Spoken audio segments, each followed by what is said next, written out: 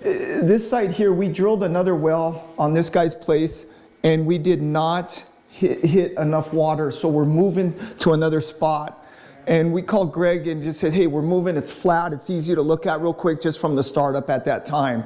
So the site is not prepped that good. Usually we'll come in and you got to do a little tractor work, clearing and stuff like that. But this was, it's a little dry there, but it wasn't too bad.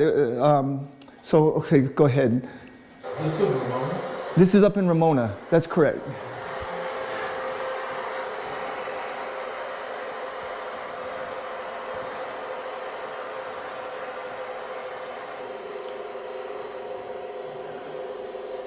So the drill rig, it's got one outrigger in the front and two in the back to level it up. But you got to be pretty level. Go ahead, stop right there. Here's some of the bits right here. Those are for, it's a 6.5 inch bits. It's for our hammer, because usually up in the majority of the area we are, you guys, it's more hard rock drilling and stuff. So it's almost like this hammer, I'm calling it this hammer is, it's almost like a jackhammer or something, but it's run off of air, and then when that piston hits, it starts hitting just like, and the rig rotates at the same time, and then all the dirt and stuff blows out, which you'll notice. Because usually here we're in more hard rock, usually. But then like in the, let's call it some places in the valley floors where it's more sandy and clay, we have different other bits, and it's a different type of drilling. There's two types of drilling. Usually it's the hard rock drilling, and then there's mud drilling. So it would be air drilling and mud drilling. Mud drilling is more, and I'll explain that as we go too, but we mix a powdered bentonite with water, and that keeps the hole from caving in. Meaning this, let's say you guys, you have a bowl of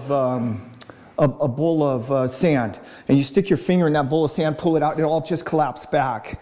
So it's way cheaper, believe it or not, to drill through granite than it is through sand and clays, because the stuff just keeps caving in. So you have to do it different. It's a little more involved drilling with the mud drilling, let's call it. Okay, go ahead.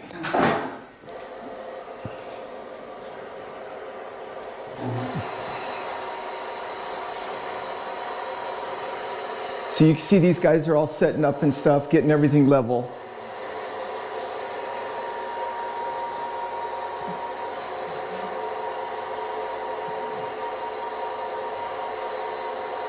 And now we gotta be on a pretty level space, because that rig's like 38 feet long. So you gotta be pretty level when we do tractor work or when we get to a site. You need a lot of room. So that's what the derrick, when that derrick's down, it's about 14-foot clearance you need. It's really tall and really top heavy. So we could go up and down hills, but side to side it'll tip. So you gotta be real careful.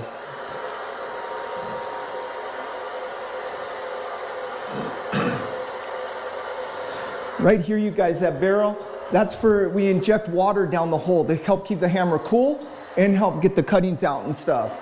So that's what that is there. There's a little injection pump on that. And with the rig here, most of this is all compressor to this rig. It's got really big, a lot of air this thing runs.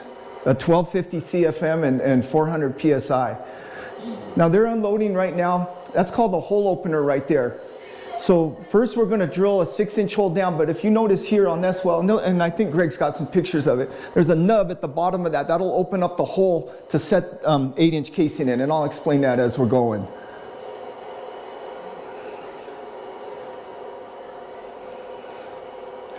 Notice how they have their hard hats sitting right here, you guys? I'm not wearing them?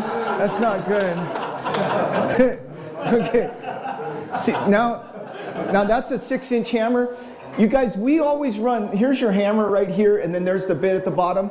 That other piece right there, that's called, we'll call it a drill collar. We think of it as like a stabilizer. The pipe, go ahead and stop right there, Greg. The pipe, there's your hammer and bit there. And then when that bit closes, it starts hitting. And that bit has 2 or 3 holes at the bottom, blow out air. But now that stabilizer up there, you guys, a lot of guys will just put that hammer on with a piece of drill pipe, but that drill pipe bends and stuff. It's real easy. That stabilizer is a good thick iron where it will not bend. So you always want to try it. We try. I can't guarantee anything on how straight we drill, you guys, because it's really tough. But we try everything we can do to go as straight as we can. So that's why we always use stabilizers there to start off the hole and even to ream stuff out. You always want to use stabilization to keep the hole as straight as you can go until the liner and everything will go in nice, and your pump will go in nice later on. Okay, go ahead. So this right here is just a starter pipe. That right there is only about 12 inches, 14 inches by 16 inches wide. And we just put that into the ground just to start off here. There's your hammer, and that's a real thick piece of iron. We'll call it a stabilizer. It's almost the same as the hammer.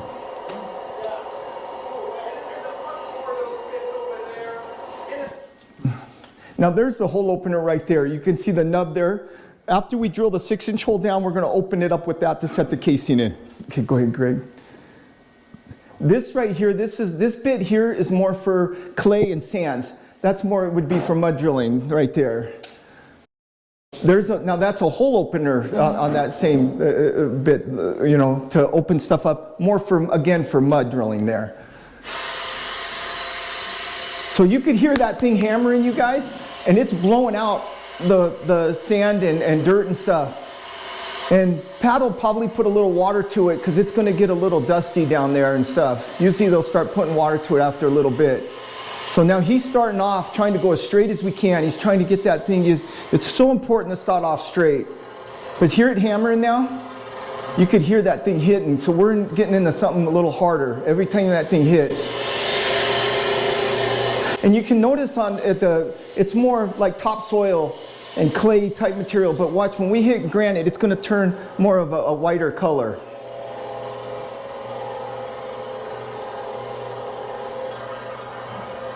See that now he's real hard, and you can hear that hammer hitting hard now. And he'll put water to it now because it's getting too dusty there. He should put something to it. It's blowing our rig up here, there.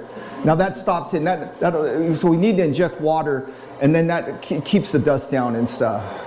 But it gets a little messy at first. Is the water tank in the truck?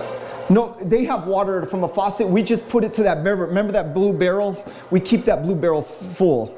So we just need a water source to keep that full. And you can see it over there on the side.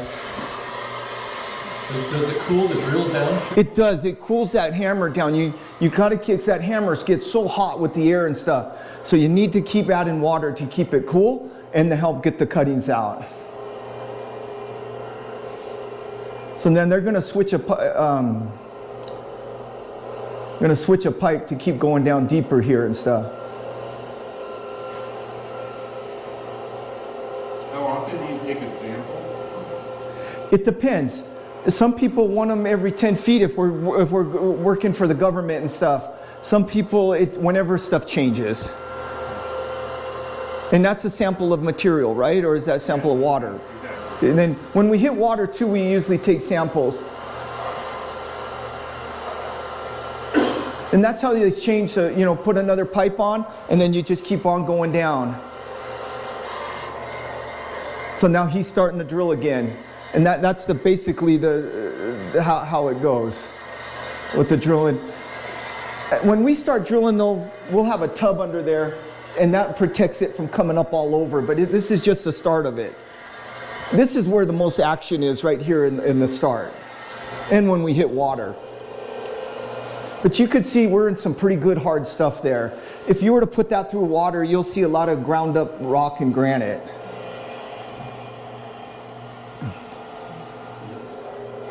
What do you do with the byproduct? Usually we just spread it around over there, or if they want it hauled out. Usually no one wants it hauled out, they want more of it. And you spread it around because it keeps the weeds down, or it's not that much of it. You might have anywhere from 2 yards all the way up to 10 yards at the end, depending upon how deep and how big you go. But what we have to do is dig pits and stuff too to put, we got to contain all our cuttings. We can't let any of that stuff leave the property.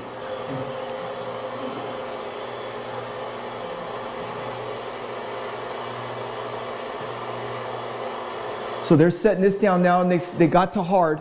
County requires you seal off from 0 to 20 feet minimum. That's a minimum. We go down to get in the hard, really hard stuff, so they're going to ream it out now because they're in the harder material. So I think this one we went down 40 feet on this one here. So Paul, is it normally just a two-man operation? Go ahead. What was that? Is it normally just a two-man operation? No, sometimes it's 3 or 4. And I'll show you that coming up here. Like when you're setting liner and welding and stuff like that, it's a lot more. Or when you're going really deep, it's nice to have another guy pulling out and stuff because we're going deeper and deeper nowadays. And it normally around 3 guys normally. But if you're just drilling 2 guys. How many days does it take you to get down 1,000 feet? It all depends now, depending on the soil consistency or fractures, stuff like that, and how hard and soft. I would have to say, because you got to set the seal first, or temporary seal. You're looking at 4 days to 5 days, something like that. But when you're drilling, you could get 500 feet a day if it's going really fast, if it's not too hard. Usually typical is around that 300 feet a day if you're just drilling. And so now we're going to ream this out to put the casing in. And here, I'll show you. Go. Like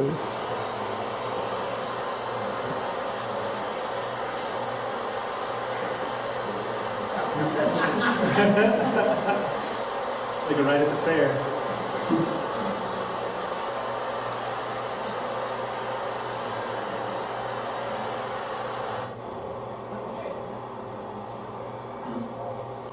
You can notice how it gets a little better down below, but up on top it's a little more blown out because it's a little softer. And then you can see the water coming in there to you guys, so we'll seal that little bit of water off, that little bit of top water, and you really don't want that anyway. Usually it's not as good a quality. And look, that might be coming in at 15, 18 feet, and you can't, county won't, you gotta seal 20 feet minimum anyway. See, now he's in the topsoil, it's more brown and clay, so he's just starting off. So he'll open that hole up.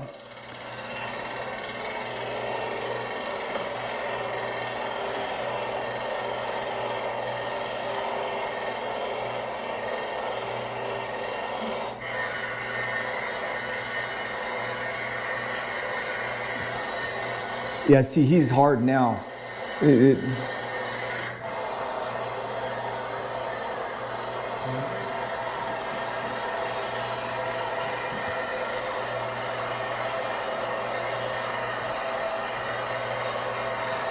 With opening it up so big, it takes a lot longer going, when you're going bigger through that harder material.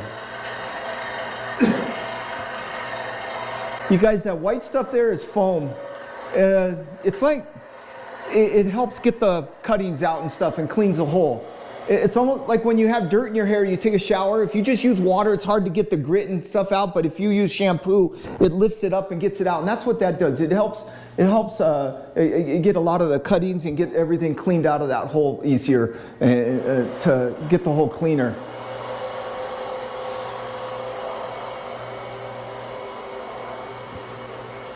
Now see, you guys, they're going to weld right here, and I know they got to spray this down, but usually you can see it's all sprayed there with water. It was wet, but usually we have all this, we got to have it cleared, especially nowadays because it's so dang hot and you don't want to start a fire. So they're putting ears on right now, and that's how we'll lift that casing up, and they'll put a couple and then weld them together and put it in the hole. That hole is like 13 inches. That casing's about 8 5/8. So you want 2 inches around, all the way around for an annulus there to seal that off, so no contaminants get in your well. And that's a 20-foot piece of pipe right there. So they're going to put that in the hole and put the other one on top and weld them together. And see right here, those are centralizers. That keeps that in the middle of the hole down deeper, so it's right in the middle there. What kind of welding do they do? That's just arc welding there, yeah. Especially out in the field like that.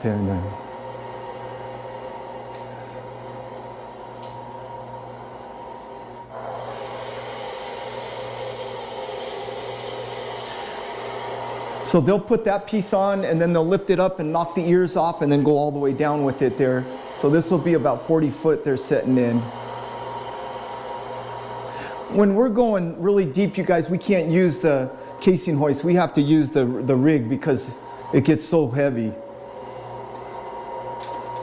So those are bevel by bevel cut joints, and so he can get a good weld all the way around that. Again, to keep out the contamination and keep it strong. And now they're sending it all the way down. And we hope it goes down. You never know sometimes. You hit some stuff. County requires, they like that casing up about a couple feet, or anyway, 18 inches to 2 feet. We like them sticking up out of the ground when we're all done. Sometimes it'll be lower and we have to weld them up higher or cut them down, or just about. So it's just nice to keep it up a little higher so you can work on them easier for the pump guys when you put your pump in. You guys, this is hole plug right here, and let's stop right here. I want to show you guys something here. This is bentonite, and what it is, let's see, these are bentonite chips. When you hydrate these with water, I'll pass this around, and you could even open it up and check it out. Greg, you've seen that stuff before. Yeah. But when you hydrate that with water, it turns into like a clay. Well, you know, they use bentonite for ponds and everything like that too. But these are chips. They're a little bigger because they're designed they'll fall through 400 feet of water easy before they start setting up. These right here have a certain coating on. These will go down 1,000 feet and before they set up. It takes a little longer, but it's an incredible product. And what we'll do is we'll put that in first. We put about 4 bags in it, and to keep it up, and that'll fill it up about, 4 bags does about 8 feet. And that'll protect anything from coming around our outside of our casing. And then we like to try and drill the hole first. I'll show you, they'll plug it off down after they put the bentonite in, then you got to hydrate it. And then you wait about a half an hour, sometimes an hour, to let it swell up, and it turns into like a clay. And what the good thing about bentonite, you can always pull that casing out. Let's say we didn't hit any water, we can pull that casing out. Or let's say we hit a bunch of water and they wanted to go really big, we can pull it out and go bigger and stuff like that also.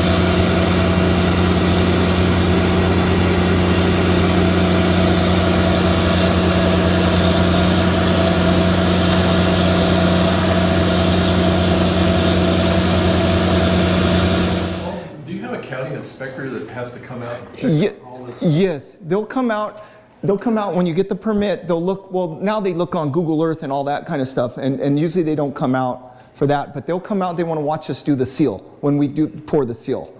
And that is, usually we try and do that after we're done drilling to make sure everything's good. We have water, we don't want to pull the casing and leave, and usually that doesn't happen. It does happen sometimes, but not very often. Usually you hit something. Is your final seal concrete then? It is, we like to use concrete. A lot of guys will just keep going with the bentonite, which is totally fine. You can do that too. I like the concrete though. So we'll put bentonite on the bottom, just for, let's call it the temporary seal, and then our drilling, and then we'll, at the end, then we'll use concrete. Yeah, I like the concrete ending finish there.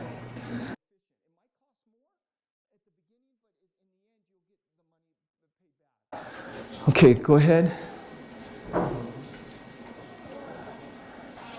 These are older pictures. That's just there's a little can there too. And then The blue thing's a sand separator, right? there's a Laco sand separator right there, yes, before it goes into the tank.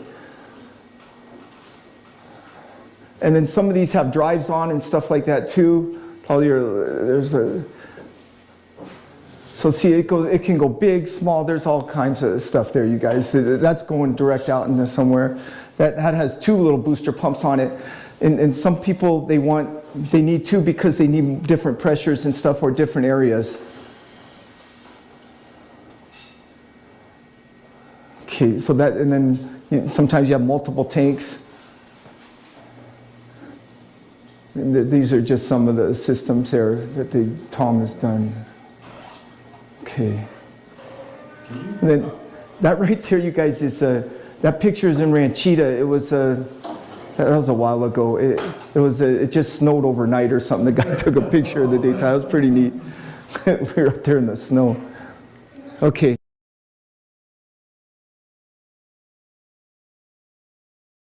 You mentioned sand, so you Yes. probably don't know until you start pumping that you're gonna have sand.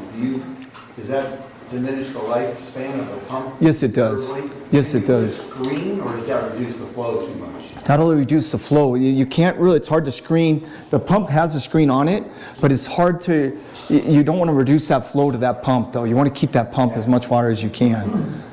Yes, and it could even get, so it's tough. Sometimes no matter what, it makes sand, but with the liner and gravel, usually you can clean it up pretty good and as less as possible. What's the lifespan on the pumps? You know what? They don't make them like they used to anymore. But you get a 5-year warranty on some of the smaller ones. On the bigger ones, you only get like maybe a year, sometimes 3 years.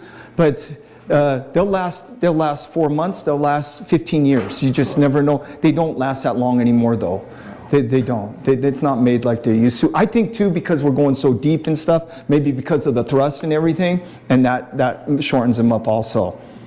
So. What triggers you to install a filtration system? Because I know it's kind of up to the customer, but like for you as a well drilling company also installing a pump, what makes you recommend that they filter it somehow on the way out? The quality of the water.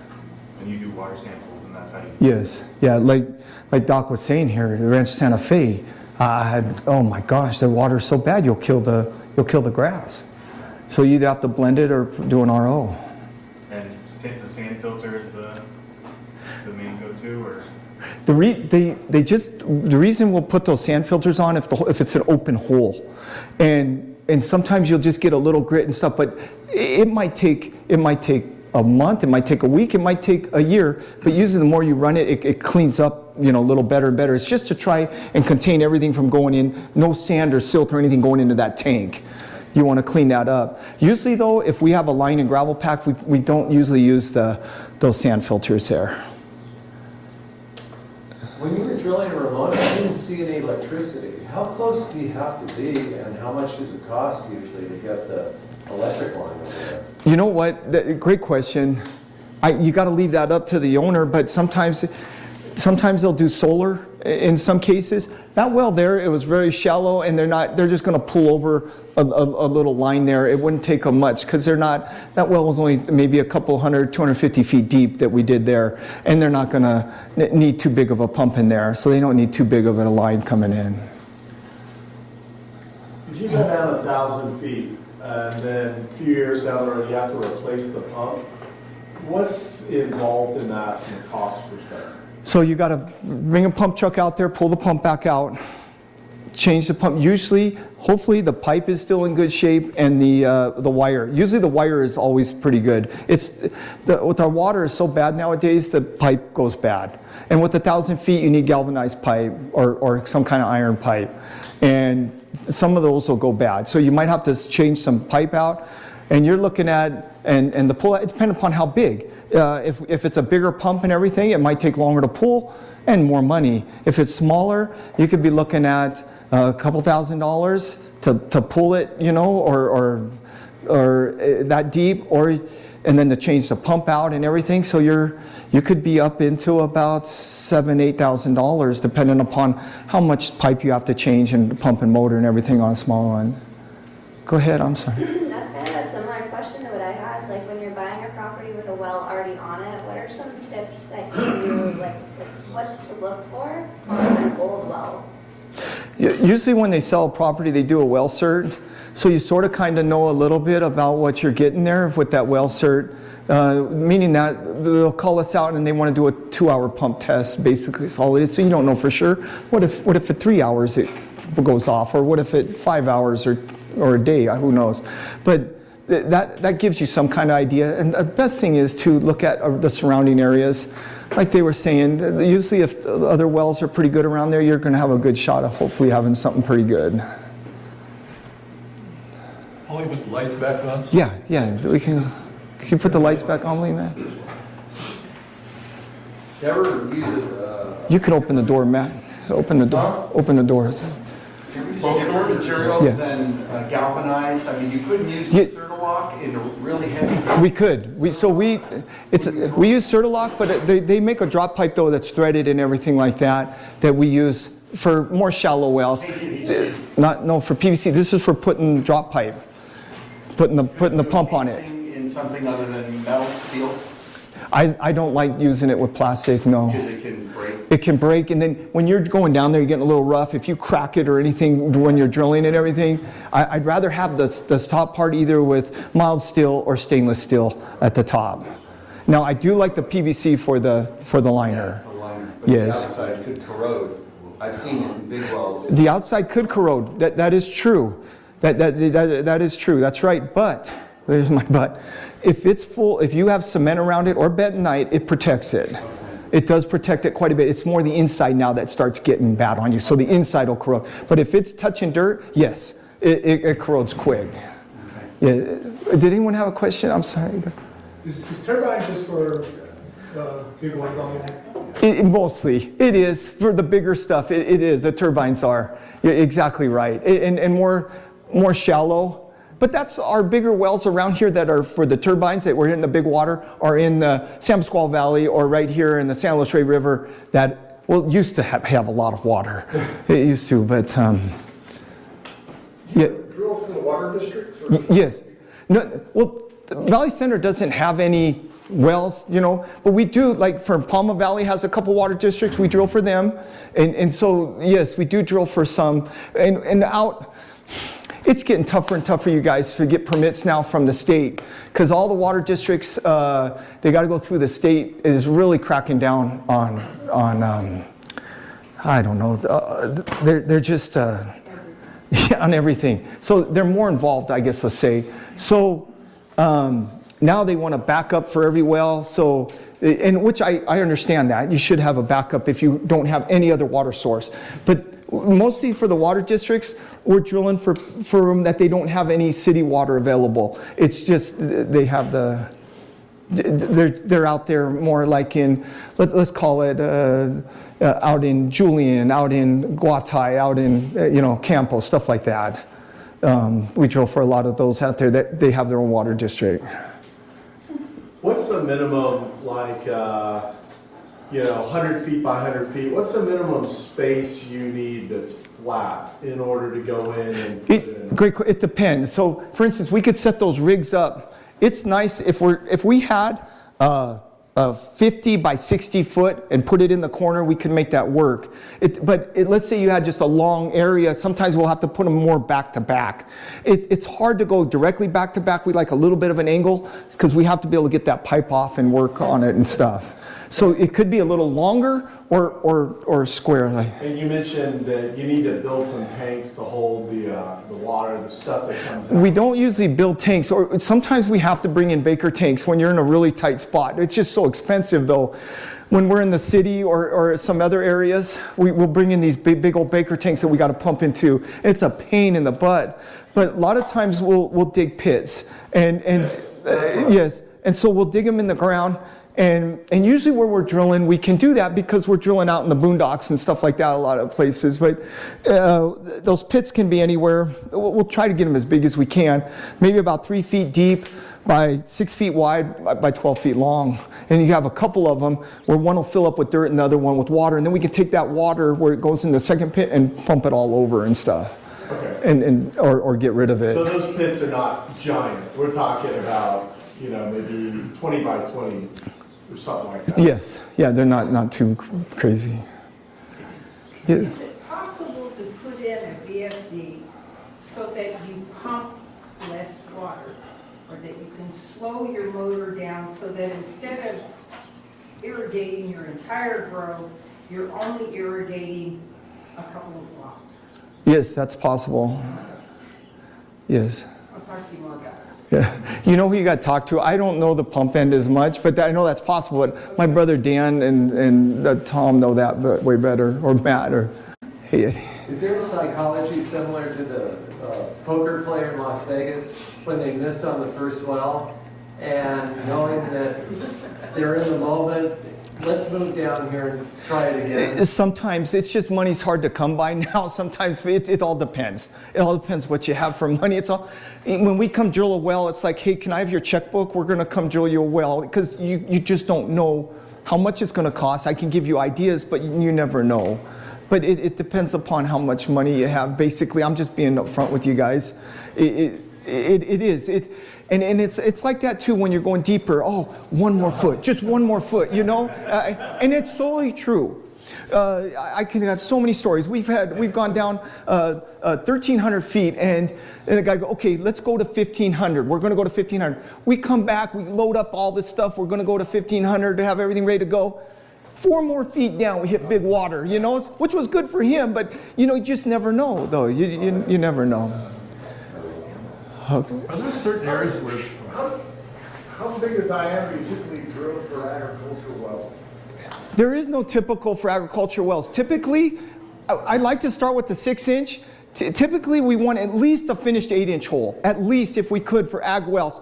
Ag wells meaning, but nowadays, heck, you guys, 30 gallons a minute for some people is a lot of water. Well, they'll take anything they can. And you don't need a big old pump for 30 gallons a minute to pump that.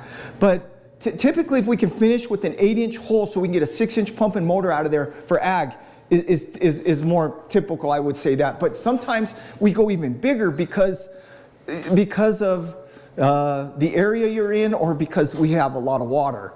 We like to start off with the 6-inch hole first. I really, even if I was drilling for ourselves, and we own drill rigs, you know, we could go as big as we want, but I like to start the 6-inch first just to see what's down there first, because you just never know if you're going to hit water or not. So let's say you did the 6-inch. What's the maximum GPH you can get out of a 6-inch hole? It depends upon how deep you go. But when we're 800 feet that we could pump out, you could probably put a little 10 horse in there, and at 800 feet, 30 to 40 gallons a minute. That's all. You get a couple of hundred, you gotta be much bigger hole. Oh God, you got to have a bigger hole. Got it. Yes. Yeah, it'd be nice to have a finished 8 or a 10-inch hole. It really would, to have a better environment for that pump and motor down there. It just lasts a lot longer. Go ahead, Doc. I saw a well in Rancho Santa Fe where the water came up so salty, it would kill Bermuda grass. Oh yeah, that's true. And the guy called me and said, what am I going to do with this? So I said, you're going to have to just cap it. Yeah. Because there's some ocean water influence in some areas, and Rancho Santa Fe is one of them. Yeah, it's horrible.